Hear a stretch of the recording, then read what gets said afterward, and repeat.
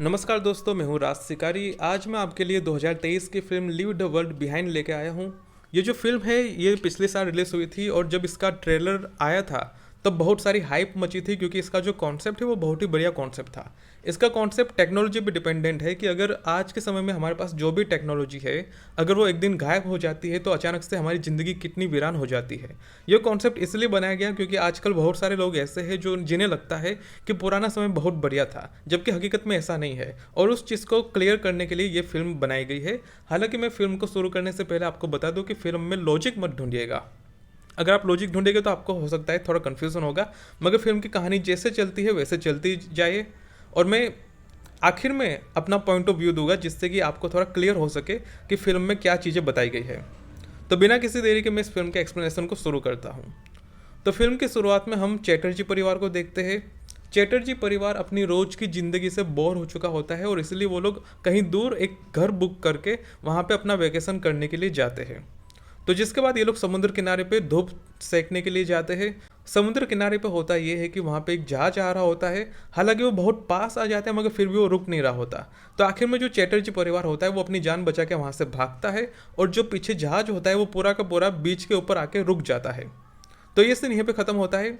हालांकि इन्हें पता नहीं होता कि क्या होता है वहाँ पे, मगर फिर भी ये लोग अपनी जान बचा के वहाँ से भाग जाते हैं।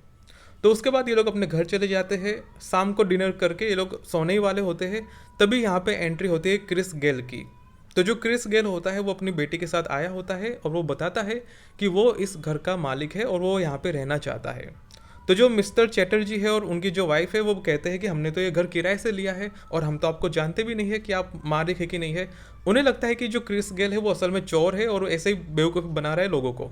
मगर आखिर में जो क्रिस गेल होता है वो उन्हें बताता है कि ये जो घर हम रेंट पे दे रहे थे तो हमने ऑनलाइन दिया था रेंट पे। तो यहाँ पे जो सारा कन्फ्यूजन होता है वो कुछ इसलिए होता है कि जो घर है वो ऑनलाइन बुकिंग करवाया गया था। तो ऑनलाइन बुकिंग में घर का मालिक कौन है वो उन्हें पता नहीं होता और इसलिए कन्फ्यूजन होता है। मगर आखिर में जो चैटर्जी परिवार होता है वो क्रिस गेल को उनकी बेटी के साथ घर में आने के लिए अनुमति दे देता है।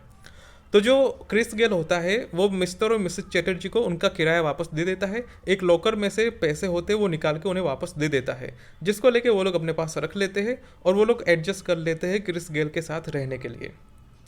अगले दिन हम सुबह देखते हैं कि जब मिसेस चैटर्जी अपना मोबाइल फ़ोन चेक कर रही होती है तभी उनके मोबाइल में कुछ भी नहीं आ रहा होता। इंटरनेट वगैरह, फ़ोन कॉल्स वगैरह, एसएमएस वगैरह सब कुछ बंद हो चुका होता है। यानी कि वो बाहर की दुनिया से बिल्कुल कट चुके होते हैं। इन्हें कुछ भी पता नहीं कि बाहर क्या हो रहा है। तो वो अपने हस्बैंड को न्यूज़पेपर लेने के लिए भेजती है। तो वो न्यूज़पेपर लेने के लिए निकल जाता है। दूसरे सीन में हम देखते हैं कि वो लोग टीवी चालू करते हैं मगर टीवी में भी कुछ नहीं आ रहा होता। अगले सीन में हम देखते हैं कि जब मिस्टर चैटर्जी न्यूज़पेपर लेने के लिए जा रहे होते हैं तब वो अपने कार के अंदर रेडियो शुरू करते हैं मगर रेडियो में भी कुछ नहीं आ रहा होता। जीपीएस लगाते हैं मगर जीपीएस भी चालू नहीं होता। इसलिए वो कंफ्यूज हो जाते हैं कि उन्हें कहाँ पे जाना है और वो कहाँ से वापस आएंगे। तो वो बिना पेपर लिए ही वापस घर जा रहे होते हैं। मगर रास्ते में होता ये है कि उन्हें एक स्पेनिश महिला मिलती है। अब क्योंकि भाई साहब है अंग्रेज और महिला है स्पेनिश, तो दोनों के बीच में कोई बातचीत नहीं हो पाती। इसलिए जो भाई साहब है वो वापस चले जाते हैं उस महिला को रास्ते में ही छोड़ के बिना कुछ हेल्प किए। No, God! No, God, please, no! No! No! अगले सीन में हम देखते हैं कि जो क्रिस गेल है वो अपने पुराने घर पे जाता है वहाँ पे सैटेलाइट मोबाइल लेने के लिए। तो जो सैटेलाइट मोबाइल होता है वो भी काम कर नहीं रहा होता, इसलिए वो वहाँ पे बिना किसी काम के वापस अपने घर जा रहा होता है। मगर रास्ते में उससे दिखता है कि एक घड़ी पड़ी है। तो वो उस घड़ी को उठाने का प्रयास करता है मगर तभी मिट्टी में से पूरा का पूरा हाथ निकल आता है, जिसे देख के वो पूरा डर जाता है। और वो जब अपने आसपास देखता है तो वहाँ पे चारों तरफ डेड बॉडी होती है और चारों तरफ हवाई जहाज़ के टूटे फूटे टुकड़े होते हैं, जिसे देख के वो समझ जाता है कि यहाँ पे हवाई जहाज़ गिरा है। तभी वो आकाश की तरफ देखता है और वहाँ से दूसरा हवाई जहाज़ गिरने वाला होता है, जिससे बचने के लिए वो अपनी जान बचा के वहाँ से भागता है। और फिर वो वापस अपने नए घर पे यानी कि चैटर्जी परिवार के पास आके अपना पूरा का पूरा दुखड़ा सुनाता है और बताता है कि मेरे साथ ऐसा ऐसा हुआ और मैं ऐसे जान बचा के भाग के आया हूँ। जिसके बाद थोड़ा सा नाच गाना भी होता है।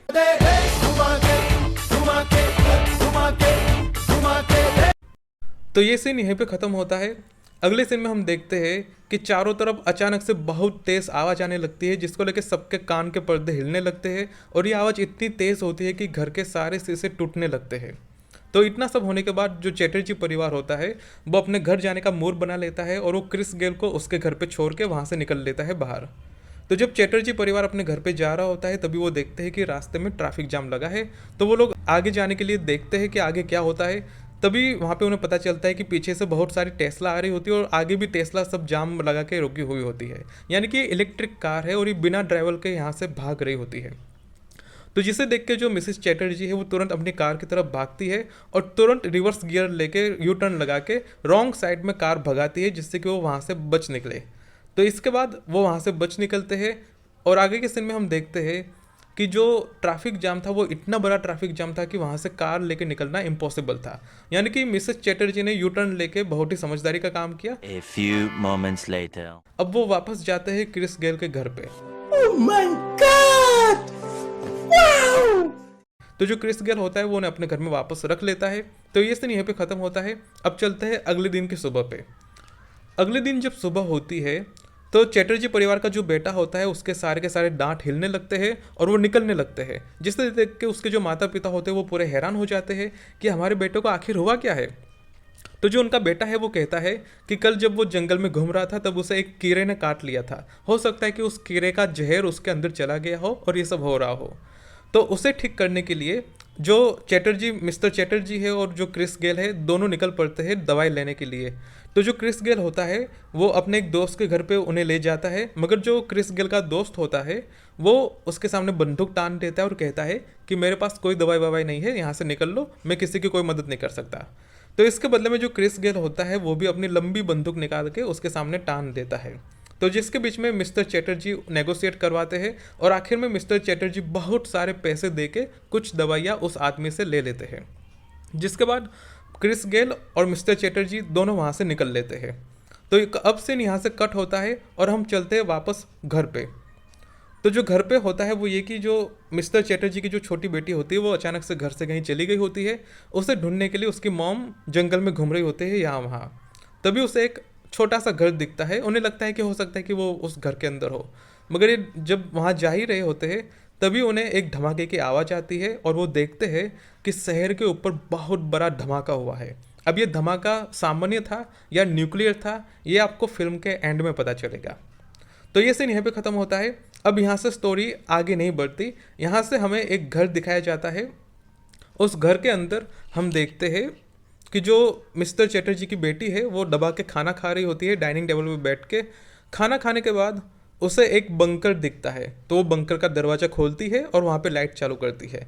तो वहाँ पे सब कुछ होता है, वहाँ पे खाने के डब्बे होते हैं, पानी की बोतलें होती है, टीवी भी होता है, कंप्यूटर भी होता है, पढ़ने के लिए बुक्स होती है और डीवीडी सेट कैसेट भी होती है। तो यानी कि ये रहने के लिए बहुत ही बढ़िया है और यहाँ पे वो लंबे समय के लिए रह सकते हैं।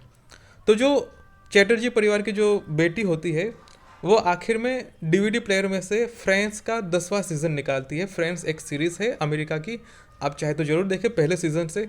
तो वो फ्रेंड्स का 10वां हिस्सा निकालती है, 10वां सीज़न, और उस सीज़न को लगा के वो देखना शुरू कर देती है और वो फ्रेंड्स शुरू करके टीवी में आखिरी वाला एपिसोड लगाती है और इस तरीके से ये फिल्म यहाँ पे ख़त्म हो जाती है। तो अब मैं यहाँ पे अपना थोड़ा लॉजिक बताऊँगा, थोड़ा कंक्लूजन दूंगा और हो सके तो आप भी अपना लॉजिक नीचे कमेंट करके बता सकते हैं।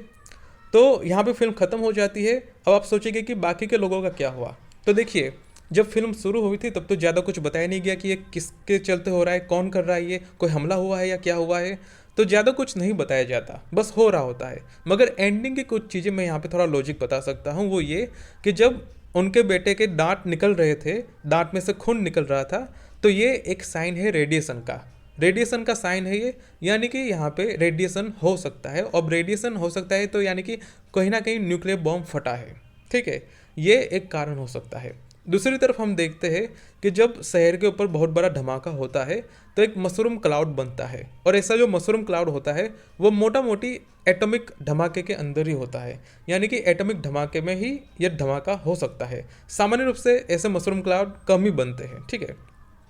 दूसरी तरफ हम देखते हैं कि जब उनकी बेटी बंकर के अंदर जाती है तो उस बंकर के अंदर एक कंप्यूटर होता है और वो कंप्यूटर के ऊपर रीडिंग लिखी होती है कि शहर के अंदर बहुत हाई रेडिएशन फैल चुका है, यानी कि यहाँ पे ये कंफर्म हो चुका है कि एटॉमिक धमाका हो चुका है, ठीक है। और आखिर में हम देखते हैं कि उनकी जो बेटी होती है वो आखिरी एपिसोड लगाती है फ्रेंड्स सीजन का, यानी कि एक फिलोसॉफिकल बताया गया है, हिंट दिया गया है कि ये आखिरी लोग हैं ख़त्म होने से पहले। और यहाँ पे मैं एक ट्विस्ट वाली बात ये करना चाहूँगा कि जिस घर में ये जो छोटी बच्ची रह रही होती है वो घर अलग होता है, वो घर बहुत ही लंबा होता है, और उसकी मॉम ने जो घर देखा था जंगल के अंदर वो घर छोटा वाला घर था। यानी कि उनकी जो बेटी है वो बड़े वाले घर में है, छोटे वाले घर में नहीं है। यानी कि अगर जो चैटर्जी परिवार अपनी बेटी को ढूंढने भी जाएगा तो वो छोटे वाले घर में ढूंढने के लिए जाएगा, बड़े वाले घर में ढूंढने के लिए नहीं जाएगा। यानी कि उन्हें अपनी बेटी नहीं मिलेगी, और जो चैटर्जी परिवार है वो रेडिएशन के चलते बाहर मारा जाएगा, और आखिर में उनकी अकेली बेटी बचेगी न्यूक्लियर बंकर के अंदर, बड़े से घर के अंदर। और जब वो कभी बाहर निकलेगी हो सकता है तब तक सब कुछ खत्म हो चुका हो, और रेडिएशन लंबे समय तक रहता है। यानी कि अंदर जो खाना पीना है, पेड़ पौधे है, दवाई वगैरह है, वो लंबे समय तक नहीं चल पाएंगे, वो कुछ महीने तक चल पाएंगे। मगर रेडिएशन है वो सालों साल चल पाता है। यानी कि वो जो बच्ची है वो अपनी ज़िंदगी उसी बंकर में जिएगी और एक दिन मर जाएगी। इस तरीके से यहाँ पे कुछ चीज़ें बताई गई है।